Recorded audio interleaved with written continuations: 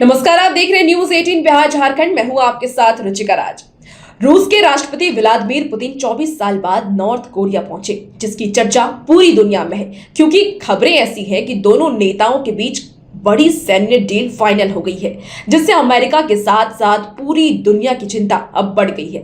जी हां, बता दें आपको कि मीडिया रिपोर्ट के मुताबिक पुतिन ये चाहते हैं कि दोनों देश अमेरिका के प्रतिबंधों से निपटने के लिए मिलकर काम करें और इसीलिए हथियारों को लेकर बड़ी डील हुई है। दोनों देशों के बीच हुए इस समझौते में अनुच्छेद 4 के प्रावधान है कि अगर एक देश पर हमला होता है या वह युद्ध की स्थिति में होता है तो दूसरा देश तुरंत सैन्य या फिर अन्य मदद देगा।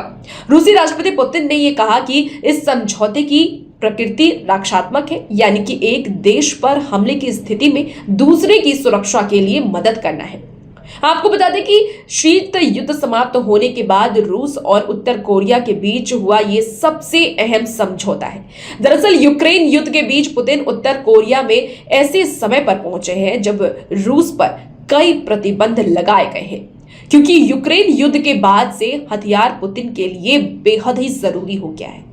वहीं पिछले दिनों खबर यह भी आ रही थी कि उत्तर कोरिया लगातार अपनी मिसाइलों और हथियारों का प्रशिक्षण कर रहा है। तब भी यही खबर थी कि यह रूस को लुभाने के लिए शक्ति प्रदर्शन है। हालांकि अभी तक समझौते को लेकर के यह स्पष्ट नहीं किया गया है कि अगर रूस या उत्तर कोरिया पर हमला होता है तो दोनों एक दूसरे की किस तरीके से मदद करेंगे।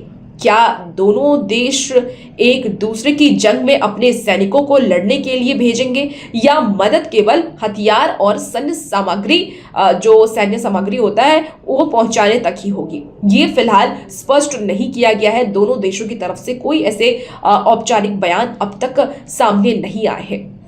आपको ये भी बता दें कि रूस के राष्ट्रपति पुतिन की 24 साल के बाद वो उत्तर कोरिया पहुंचे हैं। इससे पहले वो 2000 में उत्तर कोरिया आए थे। वहीं उत्तर कोरिया और रूस दोनों ने ही किसी भी हथियार के ट्रांसफर के आरोपों से भी फिलहाल इनकार कर दिया है, क्योंकि ये संयुक्त राष्ट्र सुरक्षा परिषद के प्रस्तावों का उल्लंघन होगा और इसीलिए फिलहाल दोनों ही देश इस पर कुछ भी कहने से इनकार कर रहे हैं। लेकिन कहीं ना कहीं ये इन दोनों देशों की जो आपस में कह सकते हैं बातें हैं वो बन गई है और ये भी खबर सामने आ रही है कि अब ये एक दूसरे की सुरक्षा का ख्याल रखेंगे और सैन्य सुरक्षा के तौर पर अपना सपोर्ट एक दूसरे को देंगे। और भी ऐसी खबरों के लिए आप बने रहिए न्यूज 18 बिहार झारखंड के साथ।